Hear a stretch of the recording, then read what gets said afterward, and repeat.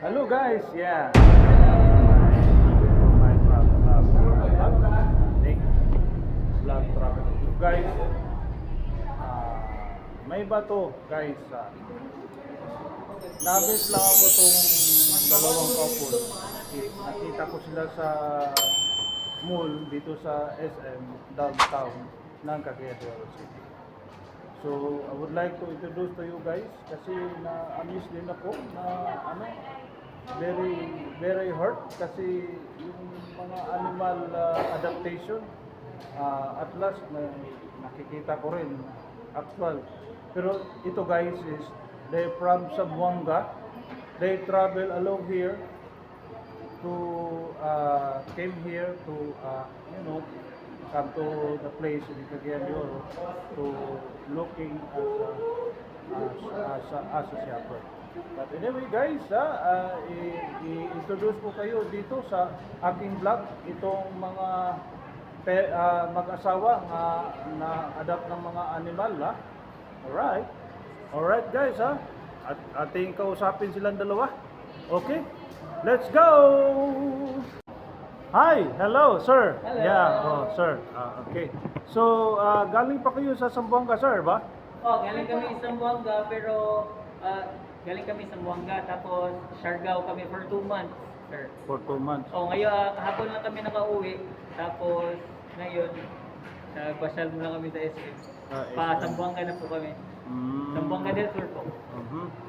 So, can I see your face talaga para makita natin sure. sa mga Hello. viewers kung sino kayo?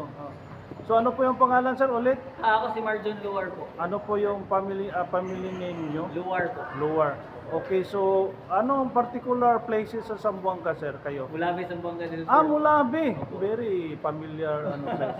Well, anyway, what is this? This is your wife, di ba? Yes, my wife. So, what's your name, ma'am? Alex. Alex from Zamboanga din. From Cebu City po. From Cebu. Zamboanga na kami Saan po sa Cebu kayo, ma'am? Mandawi City. Mandawi. Very familiar. Anyway, sir, ask you, why is it you adopt the animal? Why is it? Ano po kasi, yung parang, kita ko lang yung aso kasi, sir. Kita ko kasi yung aso, sir, parang yung puso mo ba, may kirot kasi. Kaya, first, if minsan may makita kaming aso na kalaboy-laboy, hindi naman namin halos lahat kasi Opo. di- Opo. parang practical talaga, sir, na kailangan mo talaga ng pera. So hindi mo talaga lahat makuha. So ang Okay. pinaka-simplest way na lang po na mabigay namin sa iba is magbigay na lang ng food, tapos a little bit care. Gano'n na lang po. Wow. Ngayon so po, ganda. may isang aso po kami na kaka-adapt lang namin galing po sa Siargao Island. Talaga? Opo. Ano pong aso ito? Ano po siya? Labrador. Labrador? Opo. That's very expensive dog.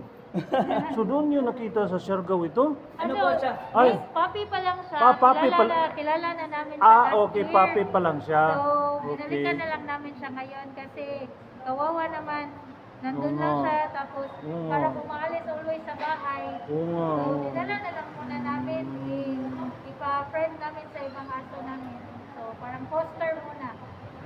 Okay, parents, foster parents. Foster parents. Well, what's up in you, in your mind? So why are you love to adopt the animal, sir? Ano lang po? Animal lover din Oo. naman kasi kami ever Kaya, since. yeah, So, mm. so, pag may gaya nito, binigay lang naman sa amin siya kasi walang gustong tumanggap. So, Mm. kaya yan, kinuha namin. And among other dogs, meron pang mga adopted din doon. Actually, most of our dogs are adopted. So meron ba kayong center doon, sir, sa inyo kung Wala po. sakali? Sa bahay lang po lahat. Sa bahay po, lang. yung aso namin ngayon, Then, pang 10 na po siya. Mag-10. Pang 10 siya. Tapos, may 6 din na aso sa tita ko. Parang Opo. 16 na aso namin lahat. So sa lugar niyo, sir, malaki po inyong lugar na para sa mga animal adaptation. Yung bahay po namin, medyo, hindi yung bahay namin malaki, sir. Yung Oh. lawn po namin, sir, parang malaki sa mga 600 square meters po. Puro mga aso na. O may kakatakbuhan po talaga yung aso. Yung lahat ng mga aso no, adapt din. Oo, adapt lahat. lang po.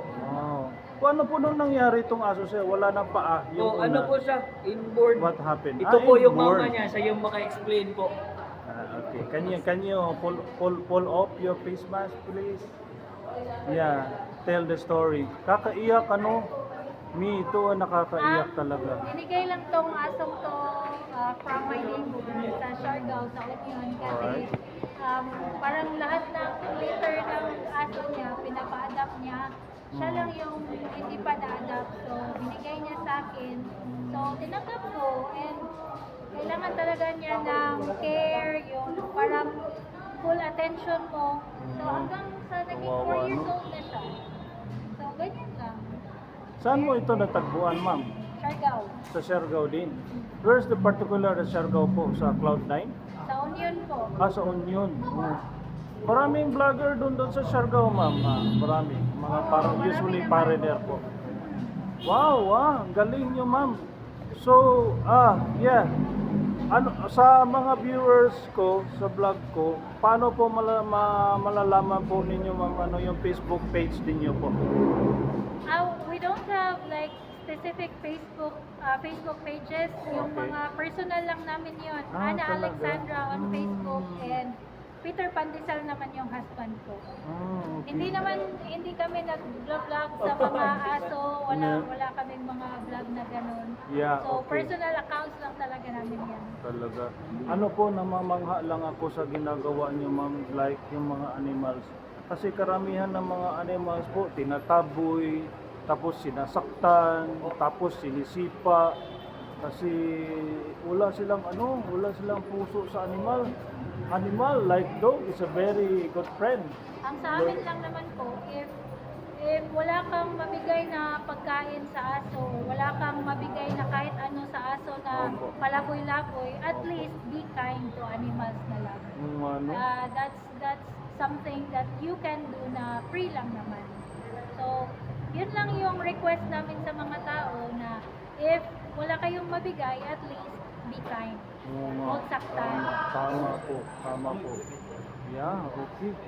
So, itong Labrador na ito, kailangan mo talaga alagaan ito dahil medyo may kamahalan po itong aso nito, di ba? Siguro, yeah, Labradors are expensive, pero lahat naman siguro ng aso, kahit walang breed, alagaan talaga. Kailangan daw ito.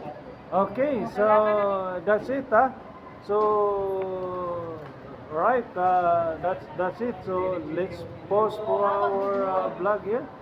So, they're from Zamboanga to coming here in Cagayan de Oro to kasama yung mga aso nila. Talagang na-amaze ako. Alright, bye-bye. See you again. Yes, okay.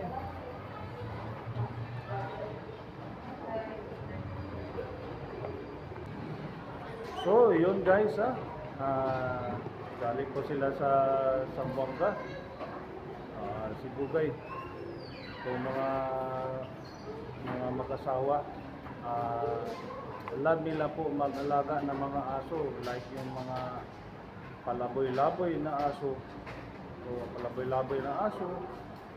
O, gaya ganina, pinag-ano puno nila, pinag-ampo nila para back in their good condition, good